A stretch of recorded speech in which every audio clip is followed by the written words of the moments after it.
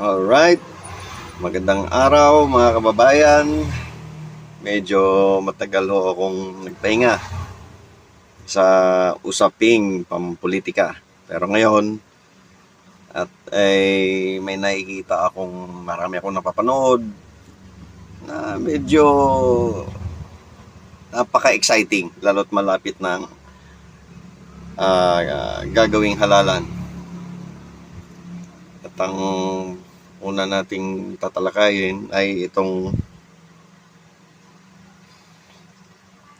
masyadong nakapokus ang atensyon ng gobyerno kung paano gibain si Inday Sara. Una na dyan, paulit-ulit sila. Paulit-ulit na pinag-uusapan yung tungkol sa confidential fund ni BP noong 2023 na dahil naman dyan kaya hindi nung sumunod na budget 2024 tsaka yung 2025 ay hindi na nag-request si BP ng confidential fund para lang wala na silang may bato na issue sa kanya. Pero sa kabila niyan, tuloy pa rin yung paninira nila kahit na yung budget na ayun ay nasagot na ng COA na walang illegal doon sa paggastos ng confidential fund within 11 days. So nasagot na ng COA yan, kaya lang ang ginagawa ng mga congressman, hindi nila yon sinasabi. Hindi nila ini-emphasize, lalo sa interview nila sa media, ay iniiwasan nila yung topic na ganon. Pero ang katotohanan, lalo na yung usaping disallowance, ay nilinaw na ng COA na walang illegal na ginawa ang Office of the Vice President.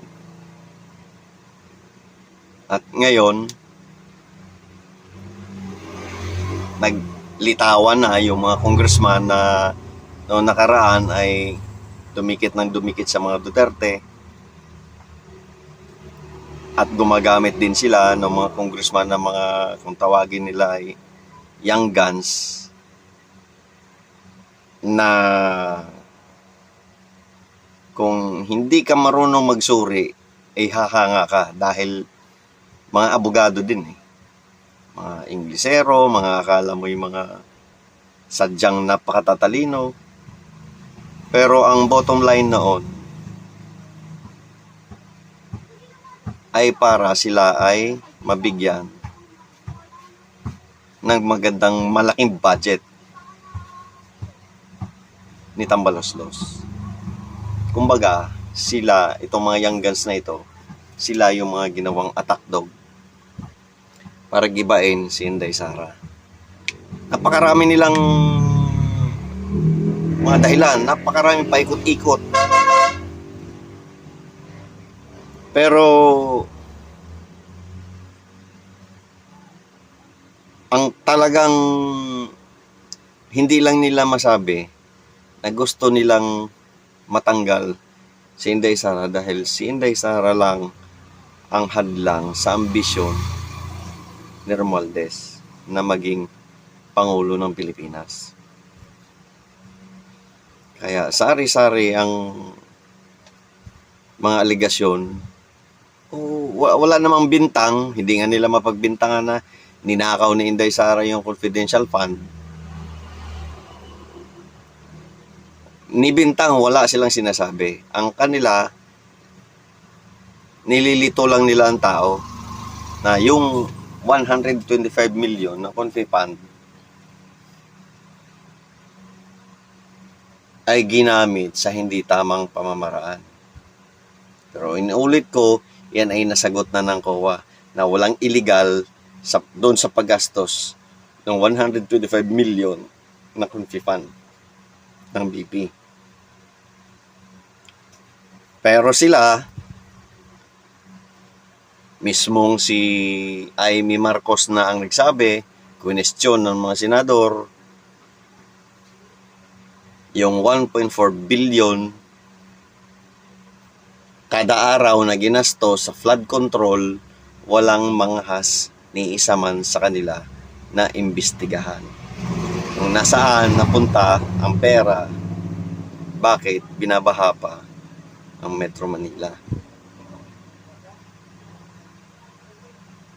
Marami pa rin silang napapaniwala dahil gumagamit sila ng pera, marami silang mga vlogger na binabayaran, mga bayarang vlogger na tirahin lang ang mga Duterte.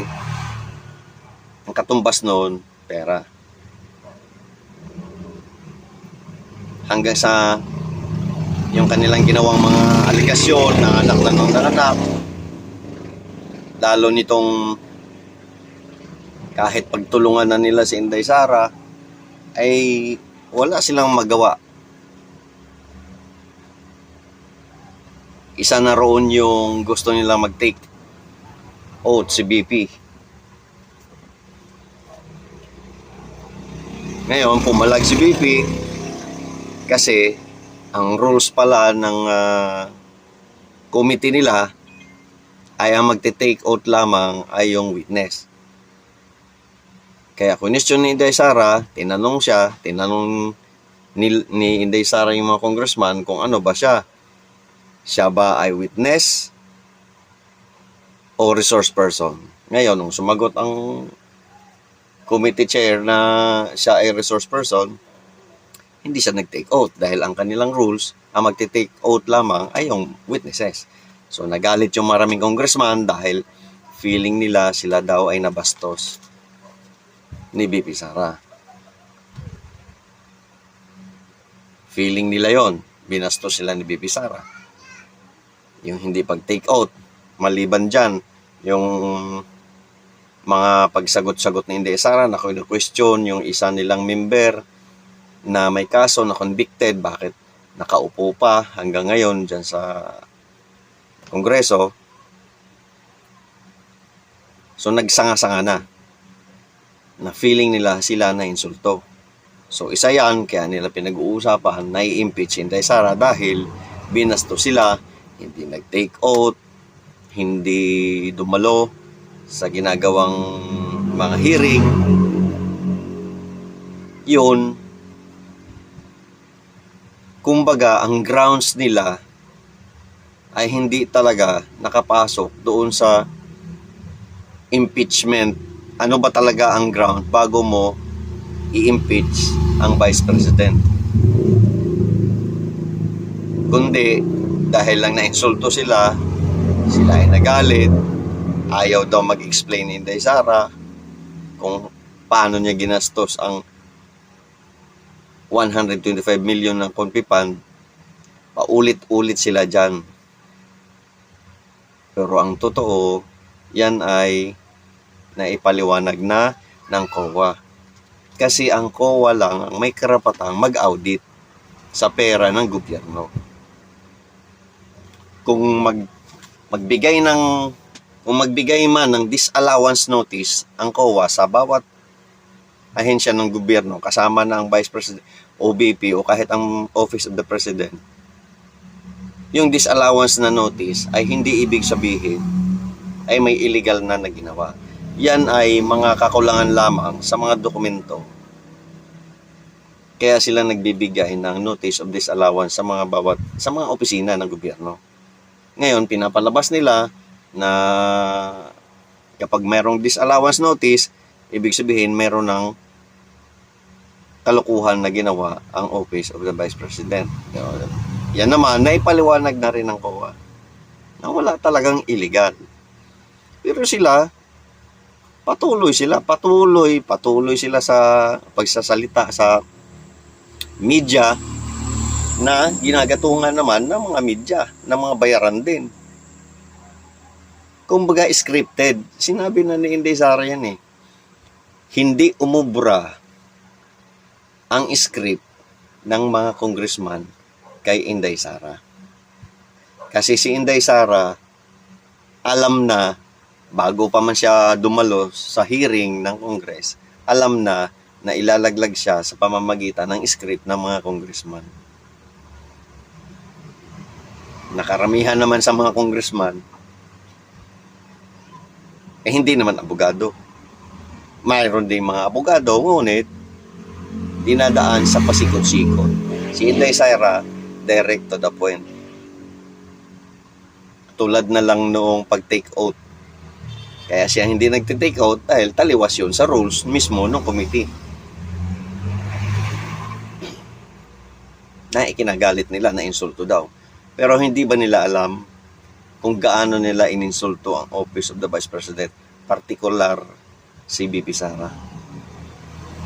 Hindi na nila ginalang yung kanilang tradisyon na kapag nag-submit ng budget proposal ang Office of the Vice President, kahit noong pang mga nagdaang mga Vice President, ay hindi na dinadaan sa investigasyon. Ilang minuto lang, approve na kagad. Yun ang tradisyon ng Congress at Senado. Yun, binali nila dahil kung ano-anong kanilang mga para daw sa bayan, kailangan mong ipaliwanag dahil pera ng bayan. Pero sa kanila din, bumanda yung kanilang mga aligasyon na magnanakaw. Hindi lang nila literal na sinabing binulsan ni Inday Sara. Kasi wala ngang evidence na magpapakita na binulsan ni Inday Sara.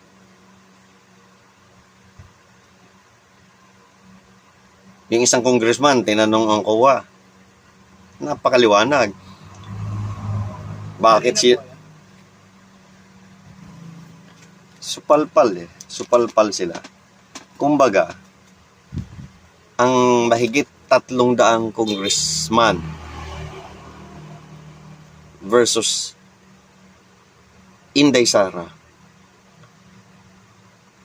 ay sila pa ang nagmukhang kahiya-hiya. Kakampi na nila lahat vlogger ng social media, mainstream media, kakampi nilang lahat.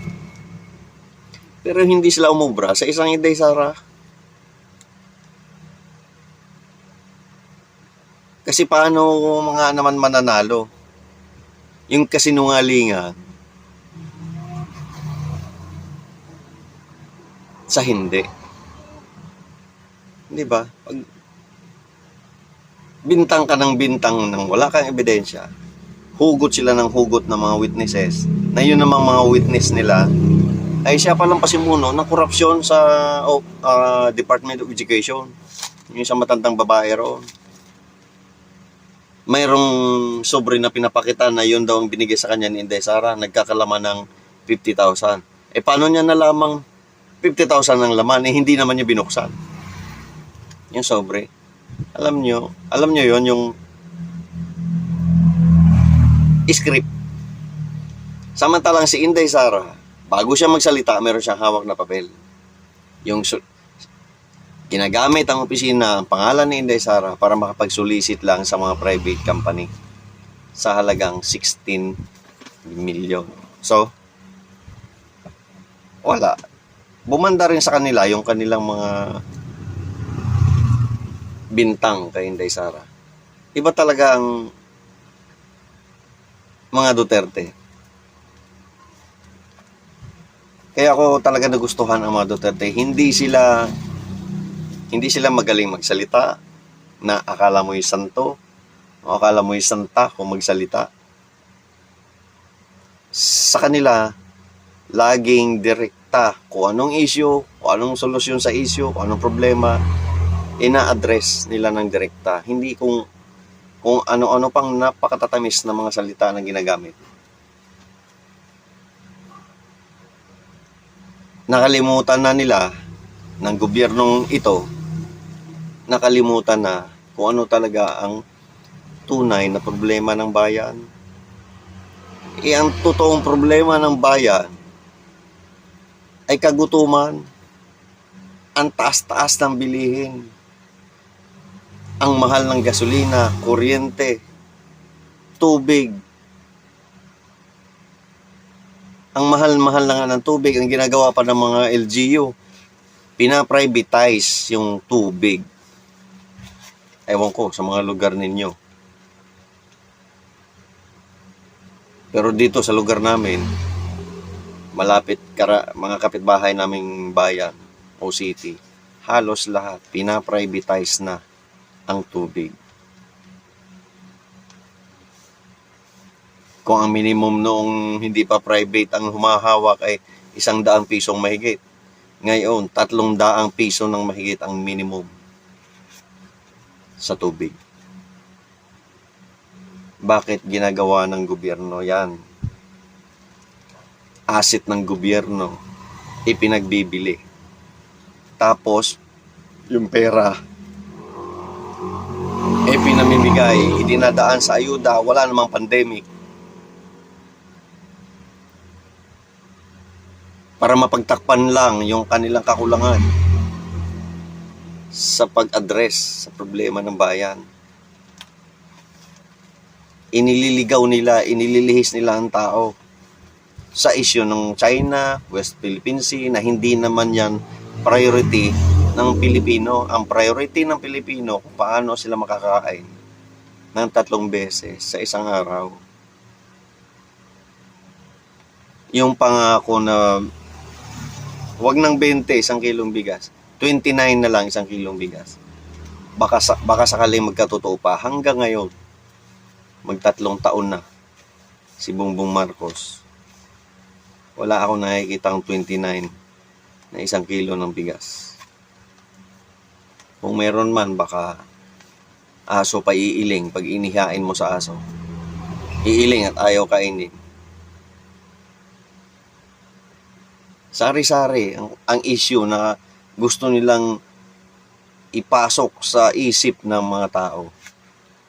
Nagbabayad sila ng mga survey company, palalabasin na mataas ang survey ni Martin Romualdez at malaki ang ibinaba ni Inday Sara.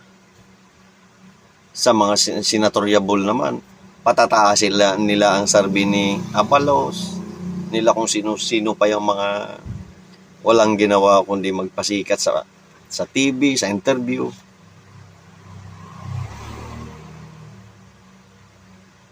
Ang tarpaulin makikita mo nakasulat mamamayan ayaw sa droga, tapos yung mukha niya nandoon.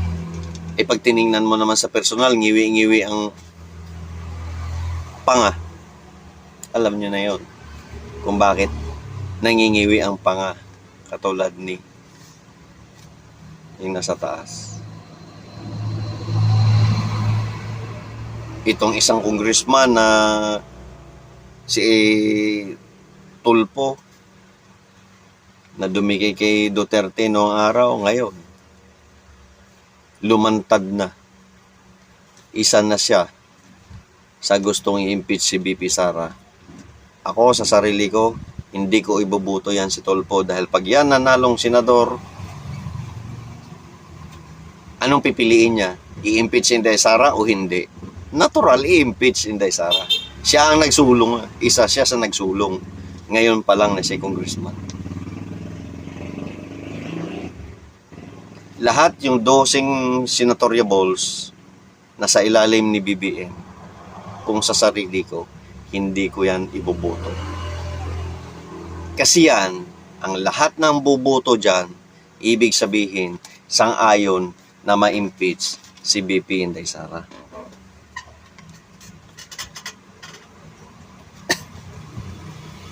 O gusto nyong ma-impeach si BP Inday Sara, kaya nyo iboboto yung 12 senatoriable under Marcos. Sila nga nagsulong na ma-impeach si Inday Sara. Natural, susuporta yung senador na yan. Sila Lito Lapid. Kung sa sarili ko, hindi ko iboboto yan. mas matalino pa ang anak ko dyan. Hindi pa tapos, nag-aaral pa lang. Yang si Bong Revilla na napakatagal na sa... Basta yung 12 yan. Kung sa sarili ko, wala akong ibubuto dyan. Kasi ayaw ko na si Inday Sara ma-impeach, matanggal sa pagiging Vice President. Ibinuto yan ng 32 million na Pilipino. Gugustuhin nilang i-impeach. Ilang tao lang ang magbutuhan para ma-impeach. Ang iboboto ko, kung sa sarili ko ang masusunod, kung sino yung i-endorso ng mga Duterte o mga Duterte, yun ang iboboto ko. Kahit sino pa man yan, kahit si Philip Salvador, iboboto ko yan kasi in-endorse yan ng Duterte. Ibig sabihin, hindi yan papayag ang mga yan na i-impeach si Inday Sara.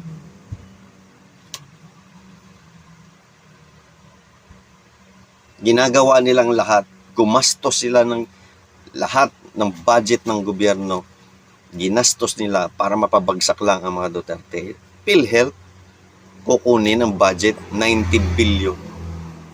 Kukunin yung budget na yon ay PhilHealth. Ibig sabihin, para yun sa mga taong Pilipino na nagkakasakit. Para yun sa ating lahat na mga may sakit. 90 billion.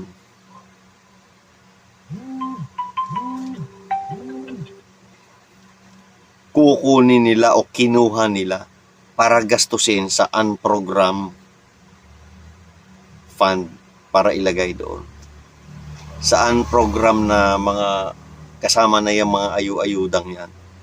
Baha sa Metro Manila, tinamaan ng bagyo, namimigay ng ayuda na ron sa Davao. Gaano kabaligtad ng mga utak ng mga taong gobyerno ngayon.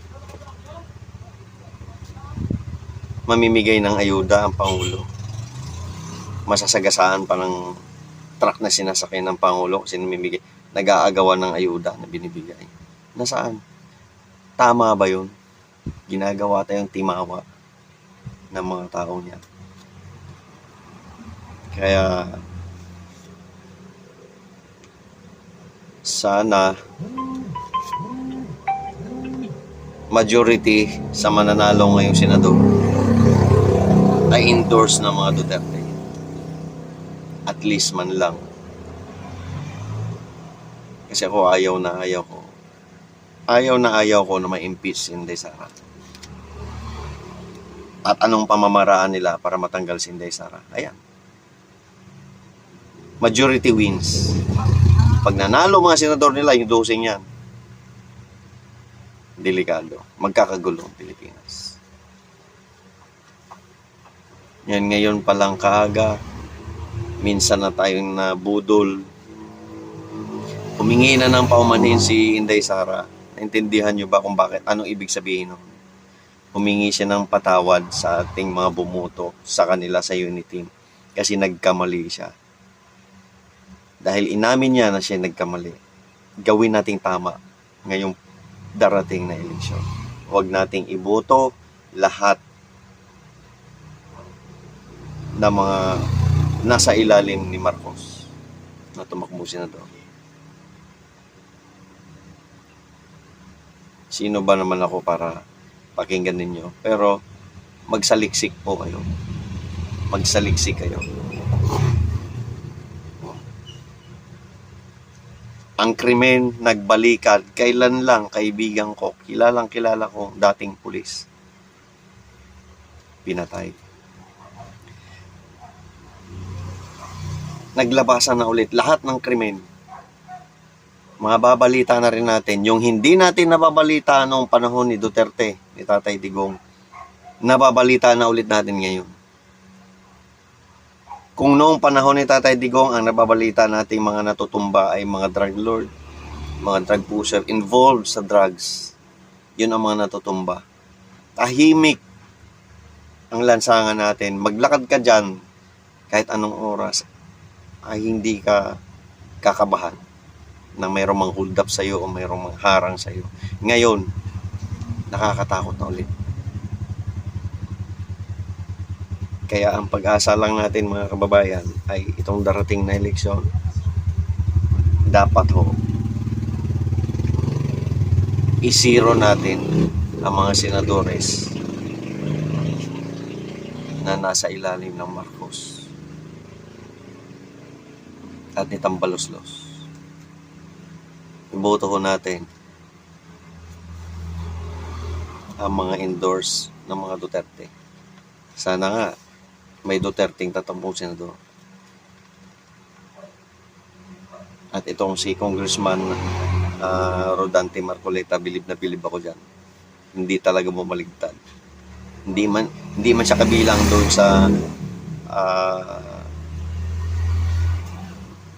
doon sa PDP, doon sa partido ni Tatay Digong. Hindi man siya kabilang doon. Pero ang loyalty niya ay nasa mga Duterte. Siya lang ang nagtanggol, nakikipagdikdikan sa mga alipores at Tambaloslos sa Kongreso. Kaya sana kung siya tatakbo, kung independent man siya o sa ilalim man siya ng mga Duterte, alam natin na itong taong ito, si Marcoleta, ay tagapagtanggol ng mga Duterte.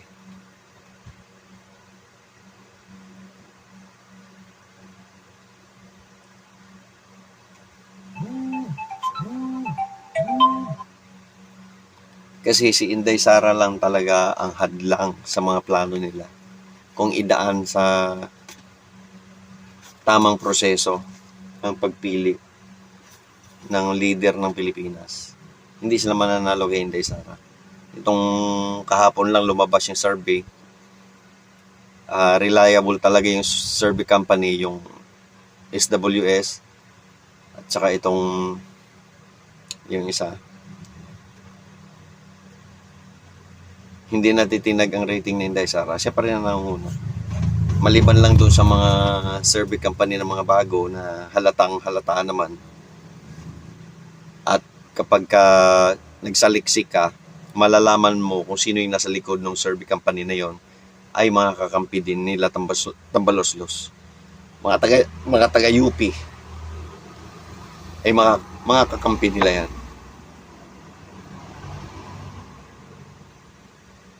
Lumantad na ang mga congressman na gustong-gustong i-impeach si Inday Sara. Isa na yan, si Erwin Tulfo.